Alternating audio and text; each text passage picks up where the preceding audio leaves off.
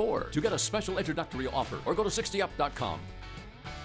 This is Scott Kaplan and Crew Tonight. The very best from today's Scott Kaplan and Crew show on the mightier 1090 AM ESPN Radio. SoCal Sports Talk. Here's Scott Kaplan, Alex Padilla, and John Browner. Are you though? I'm probably not. If everybody, listen, hey, we're just getting back on, and we are in the 7 Mile Casino Studios, and just before we came back on, I had this massive burp into my microphone. Oh. And the only two people that can hear it, well, three, me, I'm enjoying it. Browner and Alex are on the receiving end of it. And very frankly, it's disgusting. Now, we are kind of in our own little guys' locker room here. And if I'm being honest about it, Alex, you burp a lot, and I hear it. I'm on the receiving end. You're not like trying to, edit yourself like, hey, I shouldn't burp. It's professional. He can hear. And I just burped. I mean, I just had to let it out. Sorry. Excuse me. I did say, excuse me. I had no complaint about it. I was Browner. Yeah. Gross, I mean, bro. sometimes we burp, dude. Okay. Whatever makes you eat on the show, Browner. People think that's gross too. So what? You literally were eating cup of noodles last week in the middle of a segment. Well, first of all, no, you're like, no, don't. That's not what happened. The microphone was off. Nobody knew that was happening. You were on screen. What are you talking about? You're literally you had just a cup. saying. You literally had a mug of like cup of noodle soup. There was no sound. Okay. No one knew I was eating. How about when you were going like this?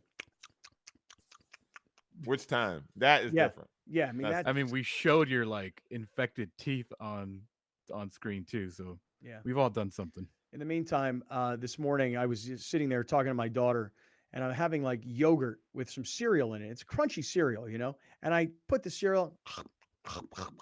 I'm chewing on the cereal. You ain't got no milk now? Well, I like to mix yogurt, like Greek yogurt, with it's like granola. Yeah, with granola cereal, flaxseed, pumpkin cereal, something or other. Anyway, so I'm eating this like blueberry Greek yogurt with this flaxseed, crunchy granola. And my daughter says to me, she goes, I cannot sit here while you're eating. And I'm like, why? What's the issue? And she said, the sound of your chewing is disgusting. And I'm like, no, it's not the sound of my chewing that's disgusting. It's the noise that's being made and generated by a very crunchy cereal. And she's like, no, it's not the crunch. It's all the lip smacking and everything. Yeah. It's your saliva mixed with Greek yogurt and your lip. Which kid? Jaden. Young one? No, but Julia's not here right now. But if she were here, she'd say the same thing. Dad, I can't be here while you're eating. Why do you eat so loud and active? What's going on? I don't feel like I do. You a quick eater? I don't feel like I eat loud. Like Rachel never says anything to me like eating with you is disgusting. Like she never says anything like that. That is true. She does have kids. Like there's a built-in tolerance of some savagery while eating, probably with her. Yeah, probably so. Anyway, hey, listen, we're just getting back onto the air. We're getting onto the airwaves of 1090. We're on the stream of YouTube. We're on all the different audio podcast platforms. And welcome to everybody who's watching tonight on television on Channel 4 San Diego, part of the Cox Yourview Network. So look, before we get started, does anybody here, and I know you probably do, Alex, but Browner, I'll throw this to you. Today is June 28th, 2022. Okay? Today is the 25-year anniversary of a defining moment in sports. Significant cultural event. Right. So think about it now. 25 years ago, we're talking about June 28th, 1997. That's 1997. Got nothing. You got nothing. All right. I will. Yeah. If that would. This is a tough one. Yeah. All right. I'm going to give you some hints. You want some hints? Sure. Okay. Alex, you want to go with the first hint or you want me to go with the first hint? You. Okay. This is in the sport of boxing. In 1997. 1997. In the sport of boxing. Defining moment. Alex, what did you call it? A cultural event. That happened. A significant cultural event. Okay, this isn't. So if it's boxing, this isn't. And it was 1997, and probably involves Mike Tyson. So this would be Mike Tyson biting Evander Holyfield's ear. Hey! Wow! Hey! One hint. That's correct. One hint. Yeah. Only one hint. Well, listen, it was easy to narrow it down because once it was boxing, once it was 1997, there were only two really relevant fighters in 1990s in the late 90s period, and it was Mike Tyson and Evander Holyfield. And the only thing I can remember is with him biting his ear because the fights were really forgettable. Yeah. That was remember, crazy. I got that. Yeah, I remember being there that night. I was there in Vegas for this fight. And like as soon as it happened and we could see that the fight was being called, like we ran to the back, like media center area so that we could all kind of get there for the post-fight press conferences to hear what was going to happen. But that was the days, man. I was going to a lot of Tyson fights. I mean, Tyson had... You missed the whole like melee in the ring and all that, and the melee like walking back. I feel like I did. I feel like we just ran. There was like 30 cops in the ring, and just everyone's entourage was in there. It's chaos. It was like an S show. It was a disaster, dude. If my memory is right on, and some of these Vegas fights all sort of are blend kind together. of, yeah. I have to check with my man JT the Brick, but I think JT and I were in the stands, like, you know, wherever they had media sitting. Mm-hmm. And as I recall, we ran. I wonder if maybe I'm thinking of a different Tyson fight. Listen, I'll have to ask JT what he remembers. But 25 years ago today, Mike Tyson bit off Evander Holyfield's ear. You have the play-by-play of what happened that night? In the first fight.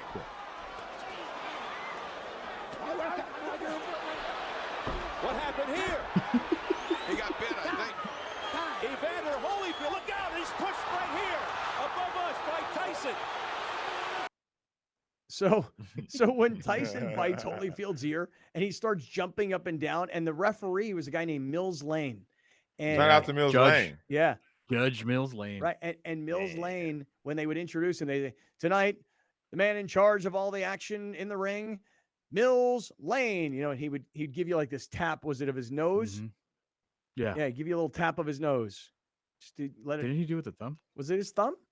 I don't remember. Yeah, I'm trying to remember. I thought it was a finger. Yeah. Anyway, because that was kind of his signal to his people, like, what's up?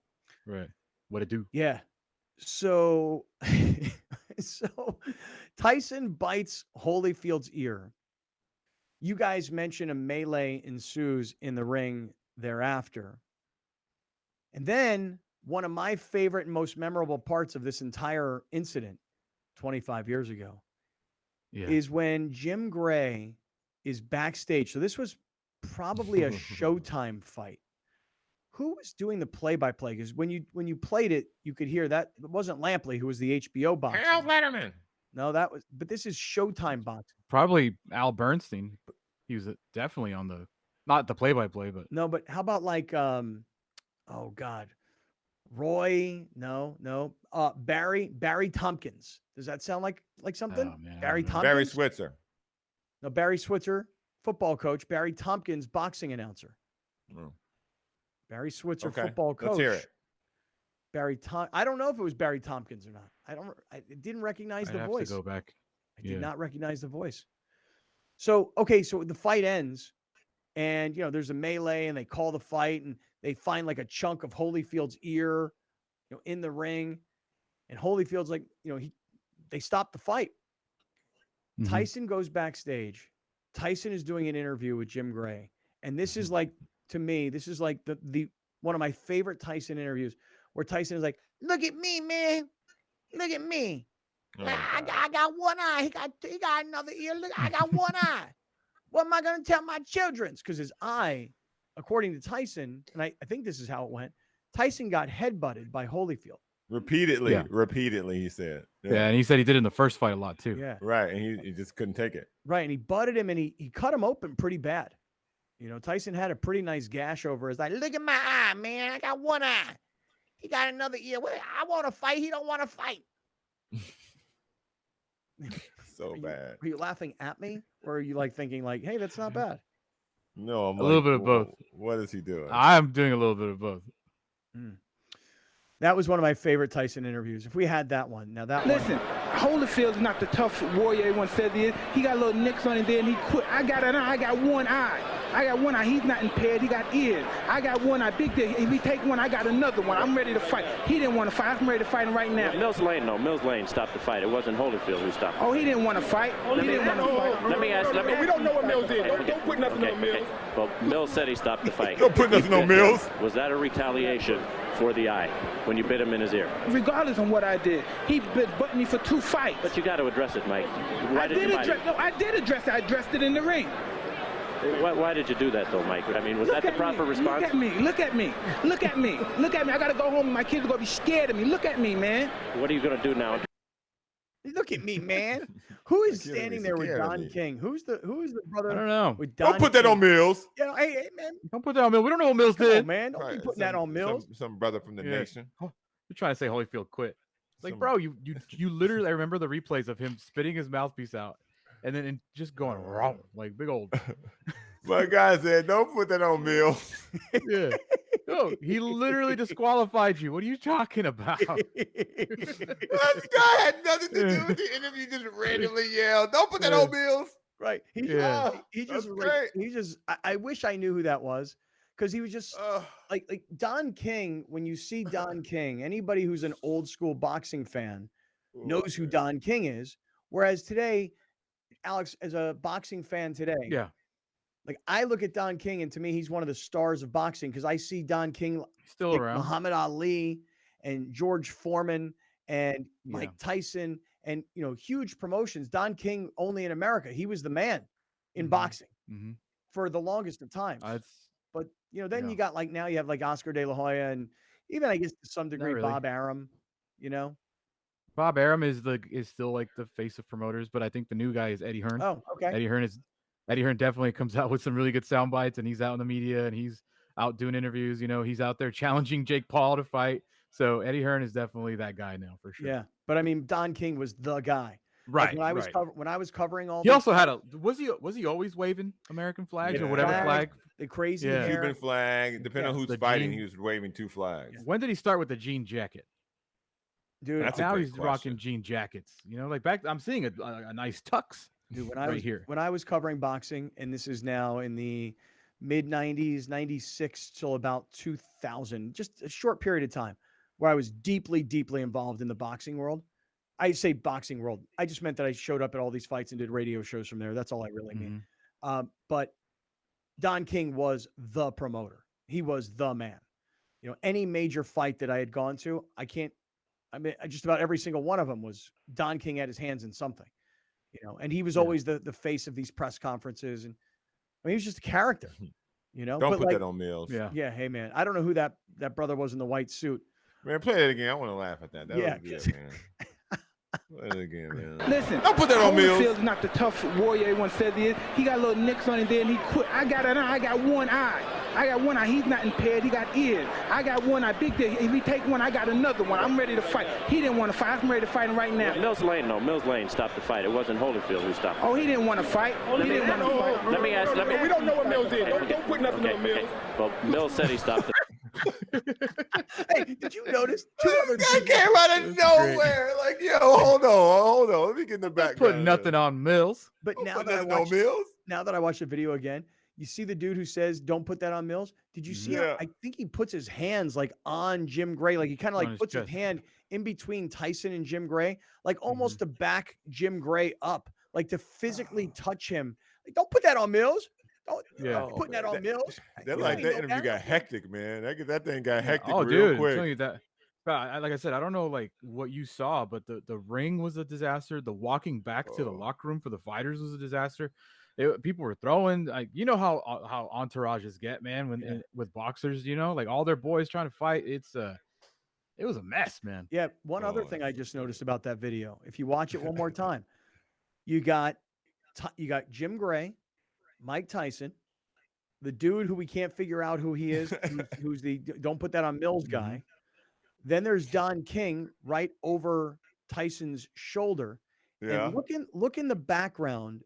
There's a white guy standing there leaning up against the wall See if you can figure Listen, out. Holyfield is not the tough warrior everyone says he is. He got little nicks on him there, and he quit. I got an eye. I got one eye. I got one eye. He's not impaired. He got ears. I got one eye. Big day. If he take one, I got another one. I'm ready to fight. He didn't want to fight. I'm ready to fight him right now. Mills Lane stopped the fight. It wasn't Holyfield who stopped. Oh, he didn't want to fight. He didn't want to fight. Let me ask. We don't know what Mills did. Don't put nothing on Mills. Well, Mills said he stopped the fight. You bet.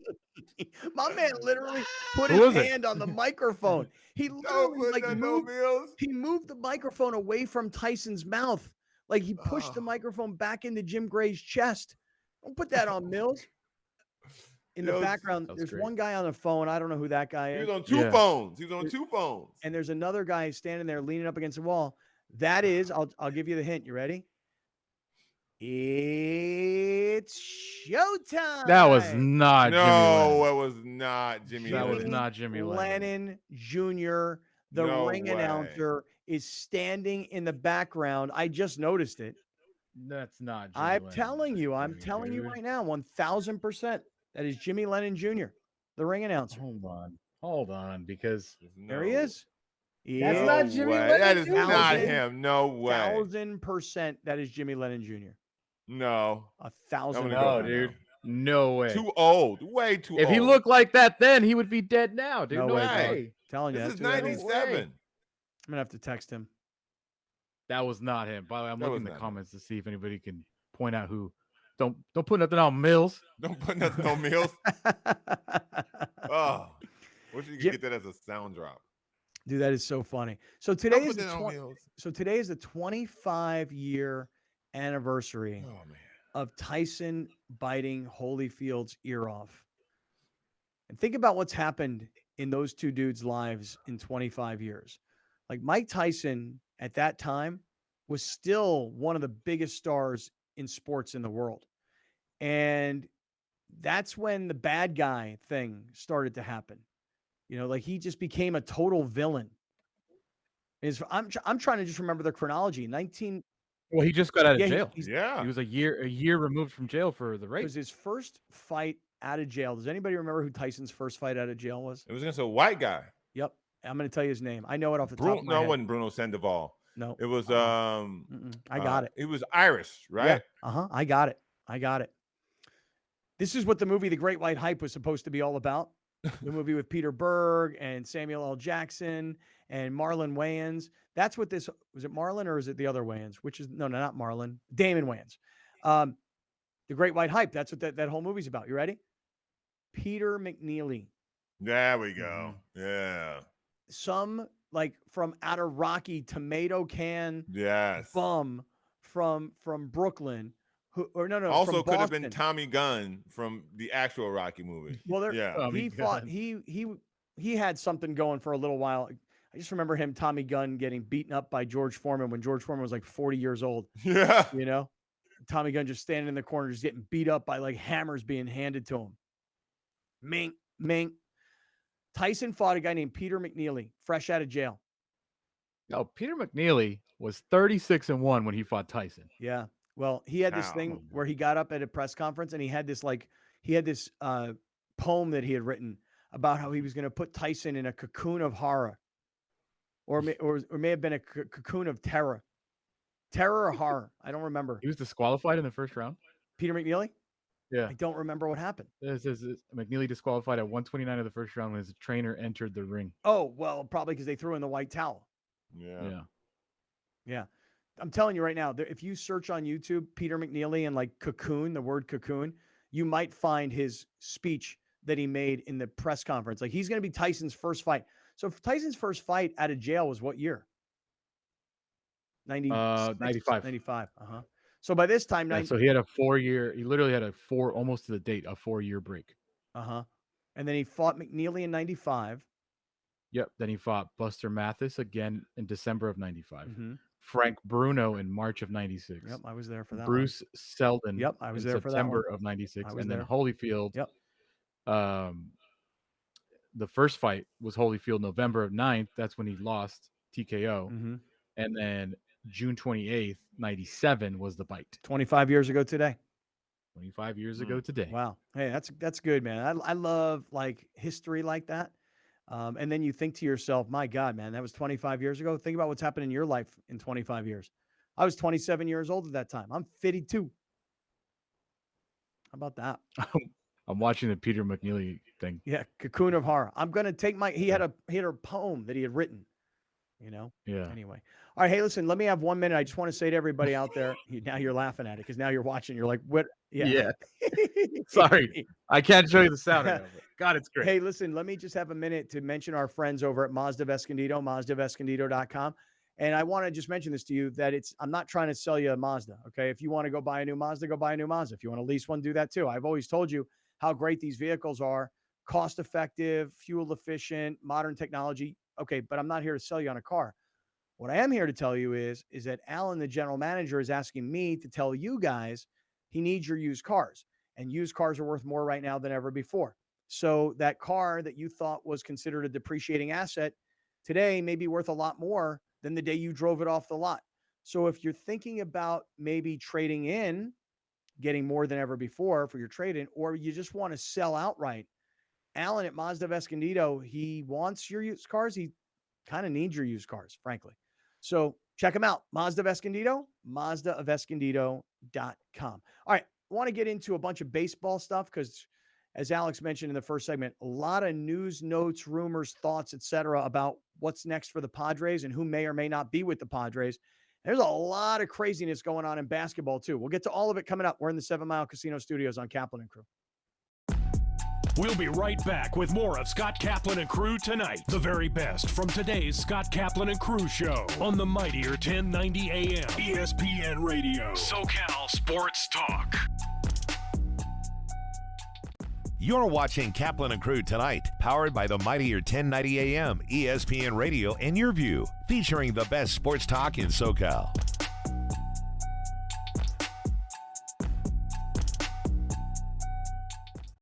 Dominating the SoCal radio airwaves for over 20 years. Join Scott Kaplan, Alex Padilla, and John Browner for Kaplan and Crew every Monday through Friday, 3 to 6 p.m. only on the mightier 1090 ESPN Radio, SoCal Sports Talk, and the mightier1090.com.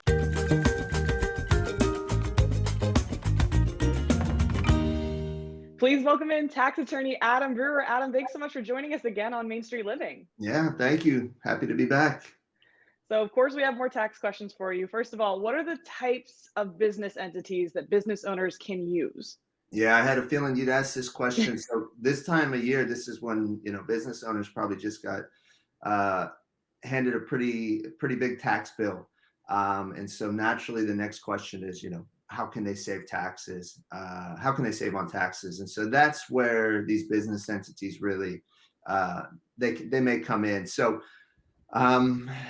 So yeah, what we're looking at is corporations or limited liability companies, more commonly called LLCs. So definitely by using either a corporation or an LLC, business owners may be able to really save on taxes.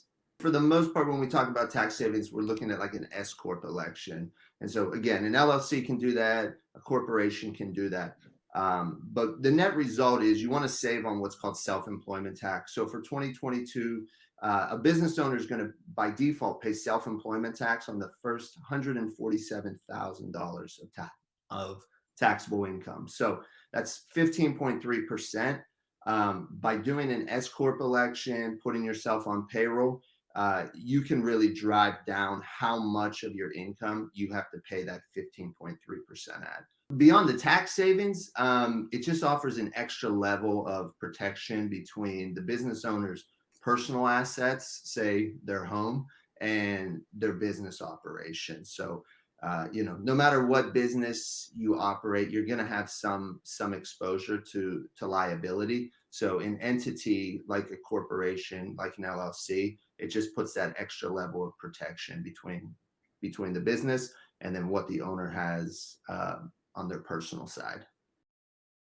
Yeah, well, clearly a plethora of information that you always provide to us, Adam. We appreciate you being on the show. Where can our viewers get in touch with you for more tax help?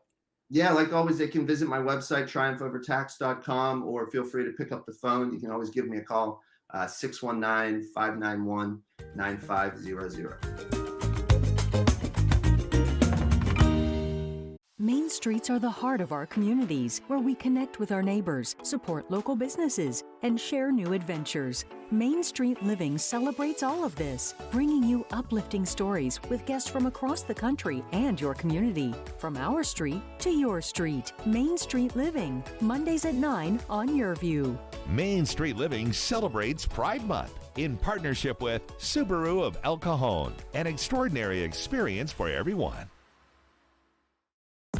Welcome back. This is Scott Kaplan and Crew Tonight. The very best from today's Scott Kaplan and Crew show on the mightier 1090 AM ESPN Radio. SoCal Sports Talk. Here's Scott Kaplan, John Browner, and Alex Padilla.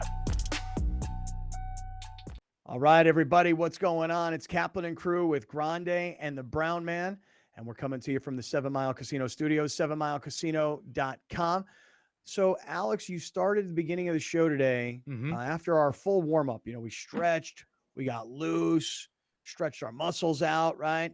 And you said, look, there's a lot of news and notes around the Padres right now. Hey, the Dodgers lost last night to the Colorado Rockies. We all get upset when the Padres lose to the Rockies because those are teams you're supposed to beat, and those are series you're supposed to win. And the Dodgers may still do that, but they lost last night 4-0. Yes. So now the Padres gain a half a game, for whatever that's worth at this stage of the season, in the standings. But the Padres will start a series against Arizona, who they swept the last time they played. And this is a chance to maybe, again, continue to make up some ground. Not that you're far behind. But go through these news and notes that were published by Dennis Lynn. Right. Was it Dennis Lynn? Yeah, he did a mailbag today on The Athletic. And pretty much everything that we've talked about a lot this season, he addressed with updates. Good. Why hasn't the front office re-signed Joe Musgrove yet? Okay. The two sides are closer than they were in April, but there still appears to be a gap in perceived value. Is Musgrove a number 1 or 2 starter? You could argue he has more to prove, but he probably would get paid like a number 2 on the open market. By some indications, the Padres' latest offers peg him closer to a number 3. Musgrove is near the top of the priority list. He's a clubhouse leader, a consummate teammate, a franchise ambassador, and most importantly, a very good pitcher. The two sides have kept in touch. An agreement in the near future remains possible. So this is interesting to me because, Brown, remember yesterday we were having this conversation about Blake Snell and how we all perceive Blake Snell to be really, really great. But mostly that's because when you win a Cy Young, once that's on your resume, you're known as you're known as Cy Young Award winning pitcher Blake Snell. That is on your resume.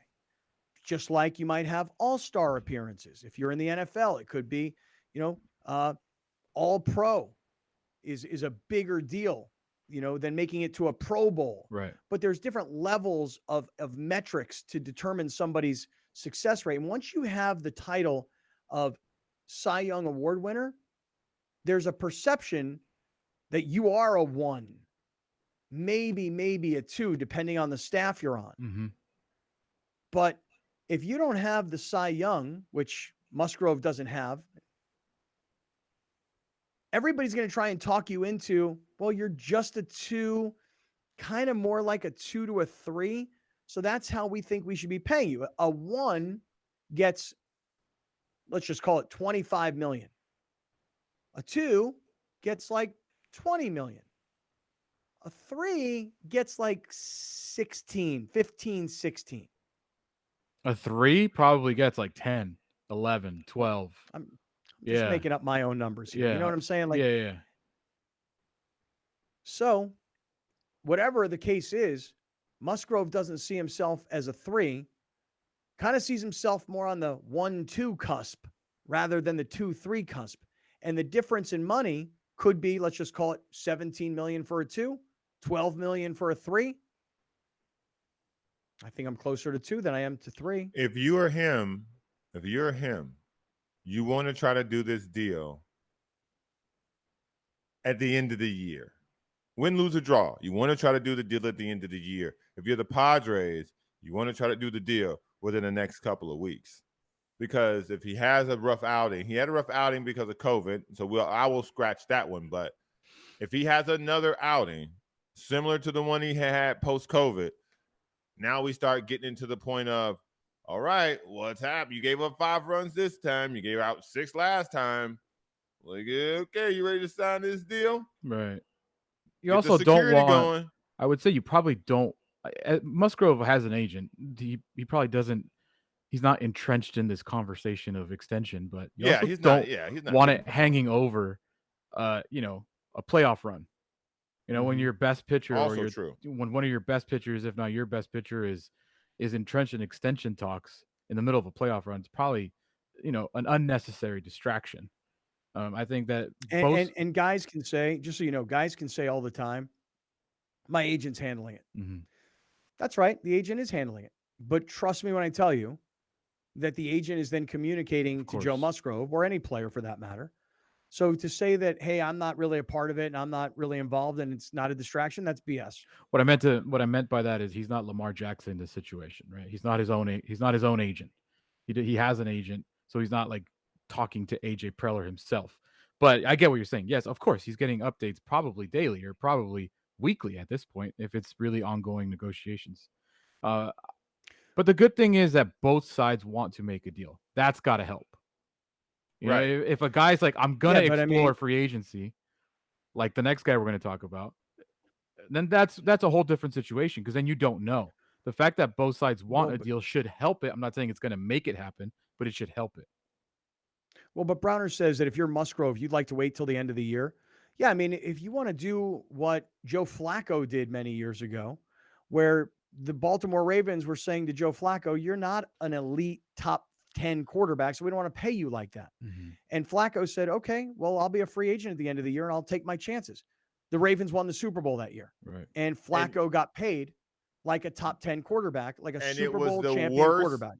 but it was the worst thing that could have happened to the Ravens because they had to pay him something he clearly just wasn't the caliber of.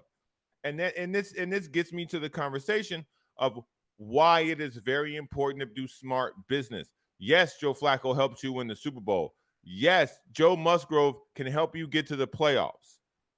What is it going to be like after we pay him?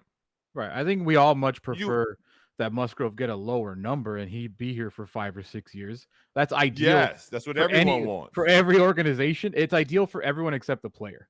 Right? Everyone. Right. I mean, if you can financially give yourself some space and you only give Joe Musgrove $13 million and he's here for the next 6 years, it is a win-win for the organization and fans because he's going to be here. No different than if you could get Kyrie Irving to come to the Lakers for $6 million, pain in the ass that he may be. You take that deal for the organization, for the fans, but for the player, why would I take the $6 million from the Lakers when the guys here at the Nets owe me $36 million, which is why he opts back in. And we'll talk more about that kind of stuff later. But all right, so this gives me one quick opportunity to just say this. If you believe in Joe Musgrove, like I know I do, I'm not suggesting to you that he's your number one. I still think right now Yu Darvish is number one. I'd put Musgrove at number two. I'm not going to put Snell at number two. I'm not going to put Mackenzie Gore at number two. I'm not going to put Minaya at number two. Can we agree right now that Joe Musgrove is a very, very solid number two for the Padres? And he's closer to number one than he is to number three. Yeah. At least on this pitching staff. Do you guys think that? Yes. Yes, that's fair. So then pay that man. Yeah, again, pay him what? Pay him what? Pay him 1-2 money rather than 3 money. So pay that man. And remember, okay, unsolicited here, advice, but I'll make a solicitation, even though it's unsolicited. Pay That Man t-shirts are available on kaplanandcrew.com. This is a long way of getting to a promotion for a t-shirt. Yo, if my man goes out in LA on Thursday and beats the Dodgers, we will sell a bunch of Pay That Man shirts on Thursday. I guarantee. All right. T-shirts are on our website, kaplanandcrew.com. Pay That Man. They're awesome. All right, Alex. So what's the next? Right. So I piece of talked about news and free notes agency here? and how so on the other end of the spectrum, someone that no one is clamoring, but I think people would want back for sure, no one's clamoring to pay that man is Sean Manaea. Mhm. He's going to be a free agent this offseason. So he talked. Dennis Lin was asked about the update with Sean Manaea. He says the Padres love what he's brought, but any attempt at extending Manaea figures to be difficult. Because he talked about the payroll, all that. But he says Manaea's agent Scott Boras takes his high-profile clients to free agency. Manaea would be one of the best starting pitchers available. He's durable, effective, and left-handed. He doesn't turn 31 until February. He projects to fit well in any clubhouse. He says, I wouldn't rule out an extension. Manaea seems to be enjoying San Diego, and Bob Melvin has loved managing him since they were together in Oakland, but it might require Musgrove landing elsewhere. Oh, wow. Well, I think look, if Joe Musgrove leaves, you need Sean Manaea. If He's Joe the insurance. Musgrove, He's the insurance policy. right? If Joe Musgrove stays, you may find that you put more money into Musgrove and don't have as much left now for Manaea, and Manaea might be free to walk, and he might be a valuable commodity because he's a solid major league pitcher. See, Manaea is closer to a 3-4 than he is to a 2-3, since we're kind of making those comparisons today. Yeah. It leads you to the question, like, who would you rather have? And I know that then you're going to have details like, well, what is he making for how long? Blah, blah, blah. Right. But it's two dudes. Who would you rather have between Musgrove and Manaea? Yeah.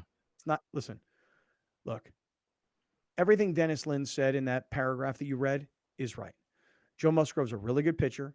He's a San Diego guy who has the only no-hitter in club history, who is a leader inside of that clubhouse and within the community. You know, one thing I'll tell you guys, I don't know if everybody sees this kind of positive publicity or not, but, Joe Musgrove has become deeply entrenched in an organization that I've worked with for many years called Challenge Athletes Foundation.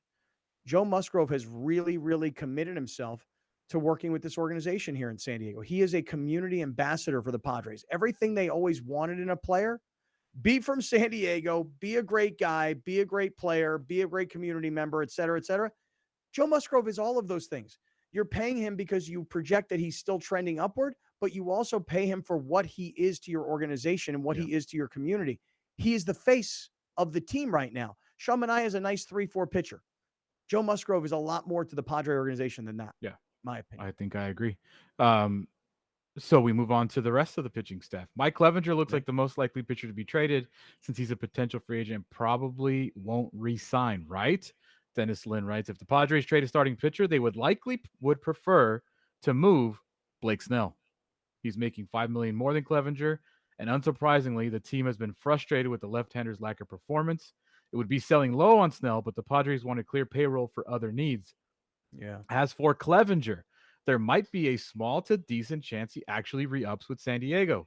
It wouldn't be the Padres' first choice given his injury history, but that could make him relatively inexpensive. Plus, the Padres employ Ruben Niebla, his favorite pitching coach. What does Snell make? Anybody know? Or I know. I think he's making six. He's making 13 now and 16 next year, but I will double check. Wouldn't you love to trade Blake Snell and give that contract to? Of course. Musgrove? Of course. I mean, yeah, he's making 12.5 this year, Mhm. and he will make 16 next year. Okay, so look, if I said to you right now, Browner, because I know we've argued about pay that man. If I said to you right now, next year, year one of a new Musgrove deal, Musgrove makes $16 million, would you be happy with that number? I'd be ecstatic with that number. Yeah.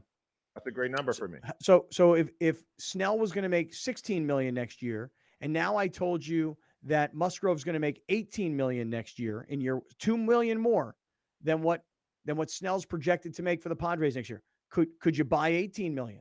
Because you've always said 20 is too much. Yes, 18's good. I'm fine with 18. Okay. Padres don't even know about that either, because as good as he's been in San Diego, I think 16 sounds really good. Well, you're looking really at a good guy, too. you're looking at, like, if you're talking 18, now you're talking, that's what Yu Darvish makes next year. And Yu Darvish has been in the league and for a very long time. But Performing at a very high level for a very long time. But 16 million replaces the number that Blake Snell has. Yeah. And you'd rather have Musgrove than Snell? Of course. Because Snell can give you very little at this point. I've been saying since like opening week to trade Yeah. one of these guys, but he's got stuff. So I got pushback because he's got stuff. But even though I'm a stuff guy, man. Don't I know do that. you are. I'm a stuff guy. I'm a reliability. I'm a performer. I take everything into account because Blake Snell and Mike Clevenger, they got stuff for the 2 innings they pitch. Well, think about this, right? Think about Don't the put that on phrase Mills. innings eater. Think about the phrase innings eater. That's how Browner described Musgrove, and it kind of sounded like it wasn't a positive comment. Frankly, he's an innings eater. And then when Mark Loretta came on the show and he used the phrase innings eater, that was considered very much a compliment. And what's interesting, so did Jim Rose. I got you. Yes, so did Chris Rose. Same Jim term, Rose. innings eater. Right, but you know what use Blake it in Snell, a negative connotation when they use it as a positive connotation. Because you know what Blake Come Snell on, is don't not? try and No, spin wait. it like you said it in a good way. Browner, I'm going to explain it, Browner. You know what Blake Snell is not? An innings eater, yes. Right. You know Clevenger? why? Right. Stuff. Same thing. No, so you can have stuff, but if you can only go 5 innings, that doesn't do us any good. My stuff is a little less, but I can go longer in the game. So I'll take stamina over stuff right now. I understand your argument. I agree with you to a certain extent. But the point of my argument is that I plan on this team being a high-level World Series contender.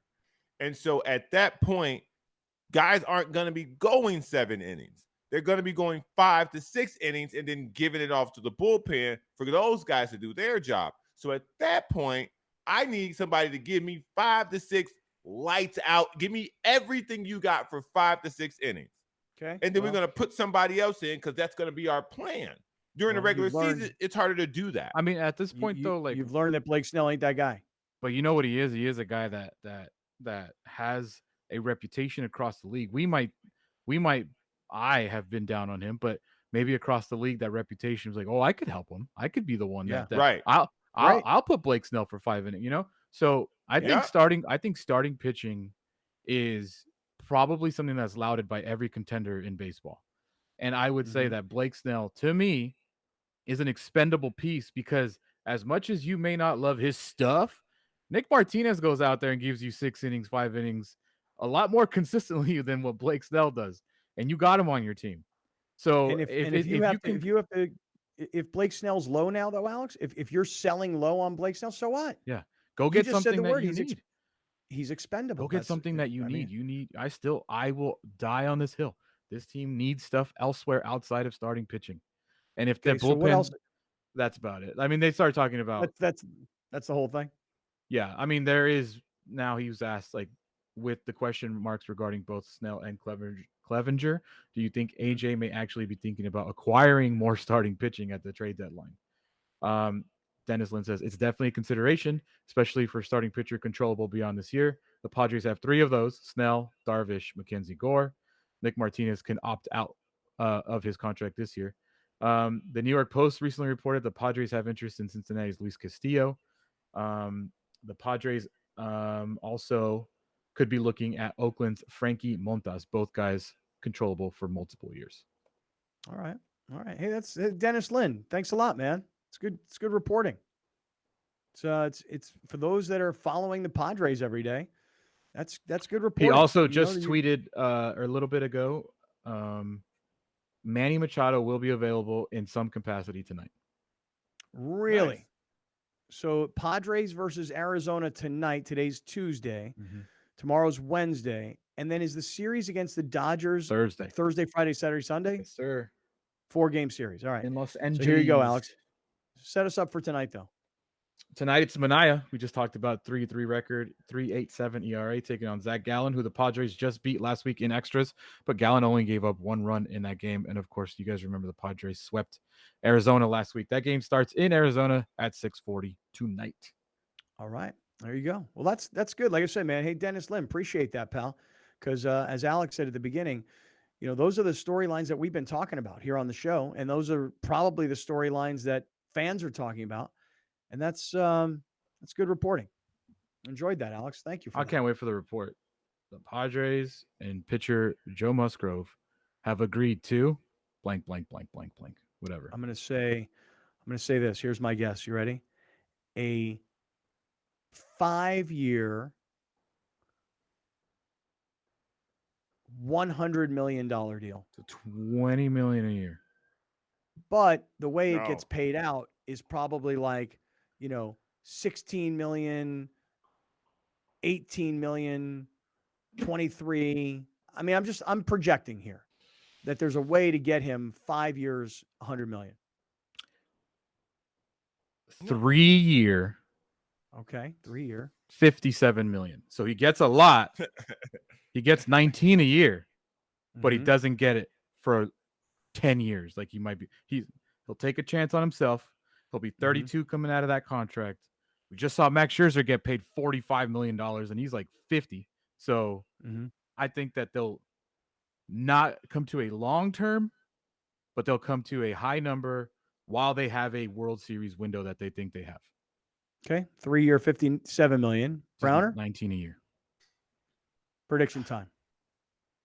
I think that he gets 17 and a half at the end of the year. I don't think they do the deal during the year. I think he gets 17 and a half at the end of the year because his performance will slightly tail off. I think the deal will be 4 to 5 years. I think the 5th year will be optional. And I think that'll lock it up. I think that'll get it done. Like I said, at the end of the year, I think he would have slightly tailed off his performance. I think it's vital for him to win the Cy Young. If he wins the Cy Young and leads the team into the playoffs, I think he gets $20 million. All right. Well, listen, let's pay that man. Go to our website, kaplanandcrew.com, click on the shop, buy those Pay That Man t-shirts, and then rock them all over town. All right, stick around. We got a lot more we haven't even touched yet. All this baseball stuff, but all this craziness in the NBA. I actually find it more interesting than the game. Stick around. I'm tax attorney Adam Brewer.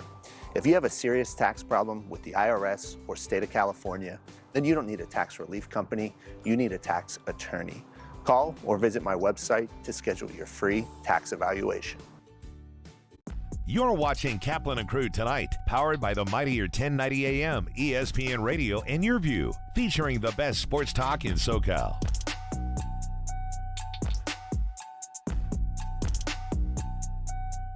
You're listening to the 50,000-watt Powerhouse, bringing you the new generation of radio up and down all of California with a little bit of attitude.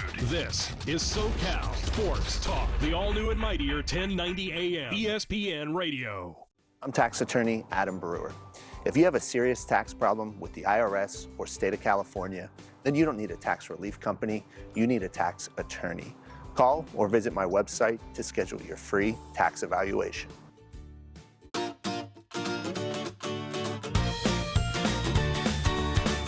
Please welcome 4 of the 5 San Diego County Teachers of the Year from the 2021-2022 school year.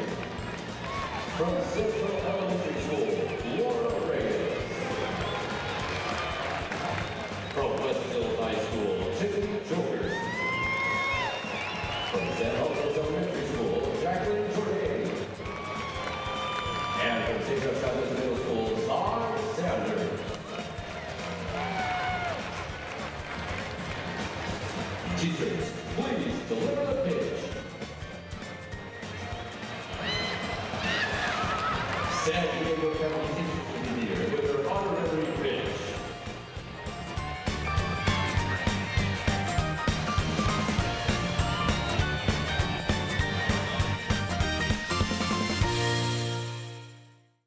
I thought I was okay. I had a degree, I had work experience. I should be able to provide for my kids. But they're just things that you don't plan on in life. My husband got laid off and we are a family of 5. My mom was diagnosed with stage 4 cancer. I would ask the doctors, what can I do? And they would just say, just make sure she's eating. Our lives just changed completely. Thank God that we always had a plate of food.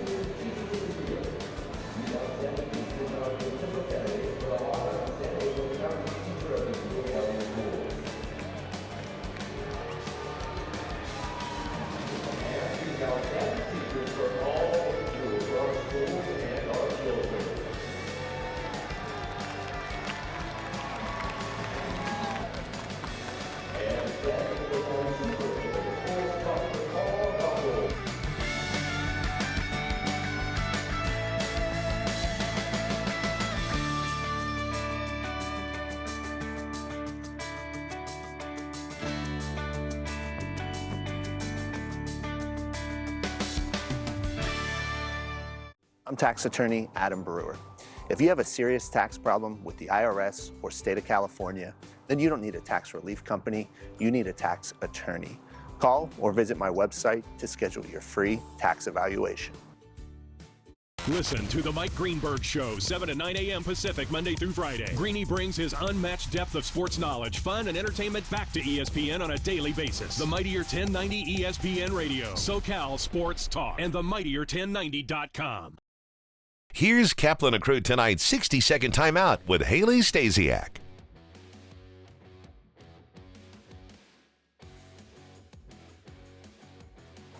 Let's go ahead and take a look at your San Diego Padres baseball updates. The Friars lost to the Phillies on Sunday, 8-5. Yu Darvish pitched 6 innings, allowing 3 runs on 7 hits and struck out 9. Manny Machado sits in the top spot for third baseman in All-Star voting for the National League. Machado has the 4th highest vote total at any position in the NL. The third baseman has been rehabbing a sprained left ankle. He took a rest day on Monday. The team is hopeful he can step into pinch hit today or tomorrow. The Padres are in the desert tonight and Wednesday afternoon to take on the Arizona Diamondbacks. That's your 60-second timeout. Now back to more Kaplan and Crew tonight. Kaplan and Crew tonight's 60-second timeout is presented by Your View.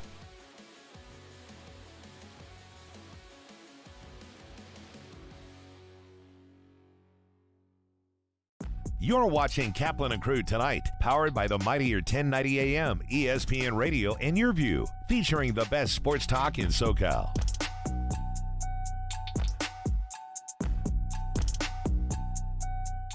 What's going on to all the great friends that watch the show on television here on Cox Your View? What you're about to see will never be heard on radio, won't be seen on YouTube, no audio podcast. This is just for you here on Cox Your View. Oh, shit. It's actually 6 minutes. Okay, here we go. Hey, great friends. Those of you who are watching on Cox, on Channel 4 San Diego, Channel 4 Santa Barbara, or anywhere in Southern California on the Cox Your View network, we had been promoting for a long time Egg Fest down in Chula Vista. And on the weekend of, let's see, it was June 12th, Sunday, June 12th, that's when the event went down. So Grande Brown Man, let's show all of the Cox viewers what they missed.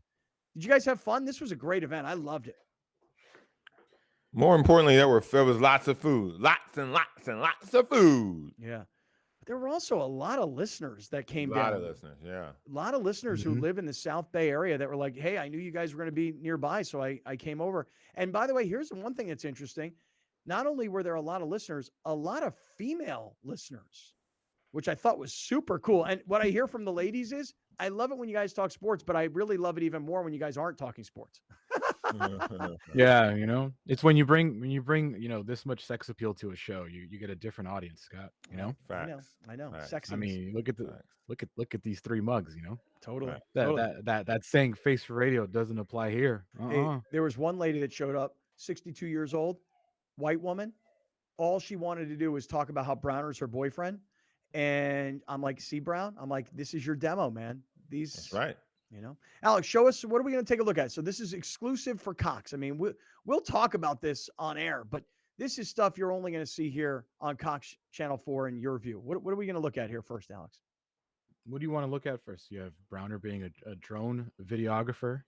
You have pictures of food. You have we talked to Brian after. All right, let's do this. Let's start off with food, because that's what Egg Fest was really all about. It was all about the food, right? So what are you going to show us here? Let's take a look. This stole the show, right? I mean, you gotta. Right. Yeah.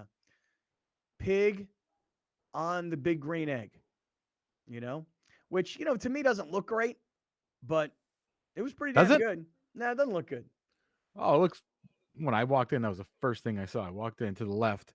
This guy had that big green egg wide open. I was like, well, I know where I'm camping. This is where I'm going right here. I couldn't eat it, man. It was too much. It was too close to looking like a real pig, man. Well, it was a real pig. It was a real pig. I like to eat my food anonymously. I don't like it. I don't like to look at it and then put it in my mouth. I couldn't do that. When I get a burger, it's just a burger. Right. I need to see the It's cow not that a cow, it came from. bro. Right. Right. Yeah, I couldn't eat it, man. Any Any other food shots that we should take a look at? Because you like the pig. We didn't really love the pig.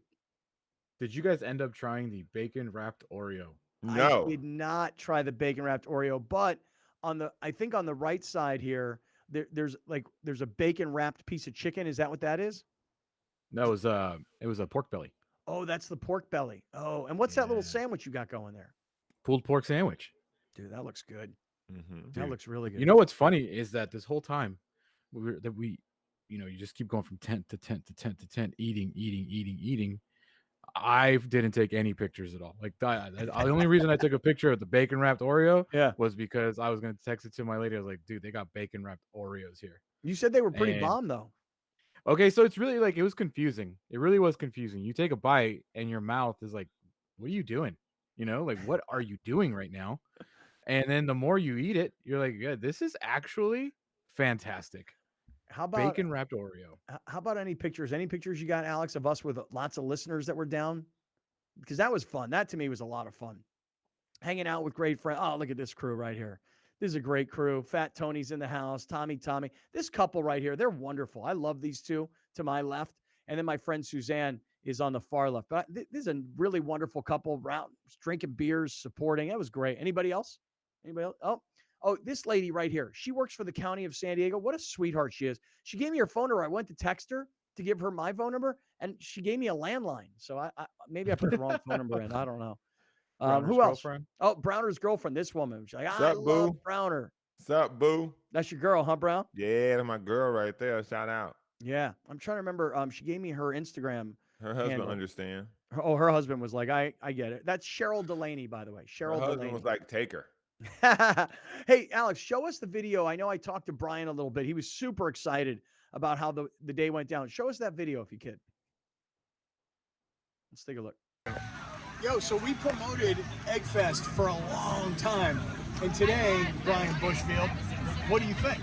Huge success. Big. Look at it. We got 20 chefs, 40 eggs. 20 chefs, 40 eggs. We're walking in circles. Tailing off. We would have been here an hour ago. We couldn't have done this video. There were so many people. Beer garden, huge success. Yeah, and we did so much of the promotion besides radio was exclusive on Cox. So for everybody that's watching on Cox, dude, way to come out and support. Nice. Right. And I mean, if you're thinking about advertising, Scott, Kaplan and crew, Cox Cable, way to go. Thank you for that. All right, it's an unsolicited. There you go. Thank you, Brian. Unsolicited. God, I'm fat. I got to lose weight. I need to lose. Come on, man. That's what you saw.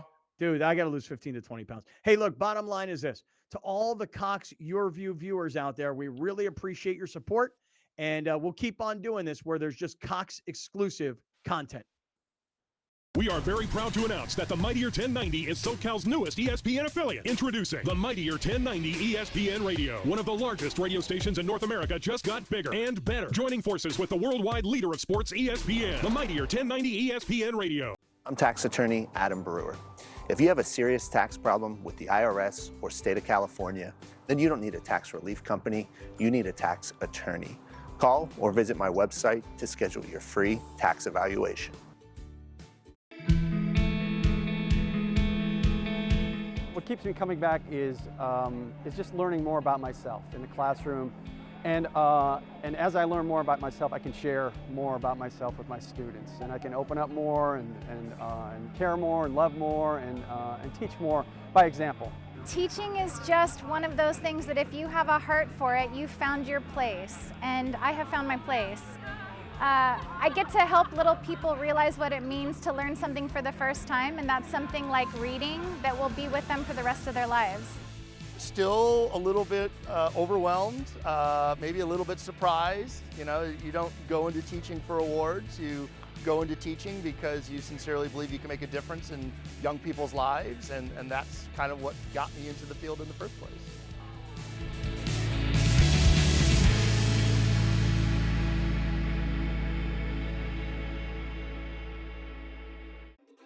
We use our phones to order our food, catch a ride, share our stories, and so much more. SDCCU made banking from your mobile device easy too. You can do so much, get up-to-date account balances, check on pending deposits, transfer money, deposit checks, and more. Safely and securely, all through the convenience of your smartphone. SDCCU. It's not big bank banking, it's better.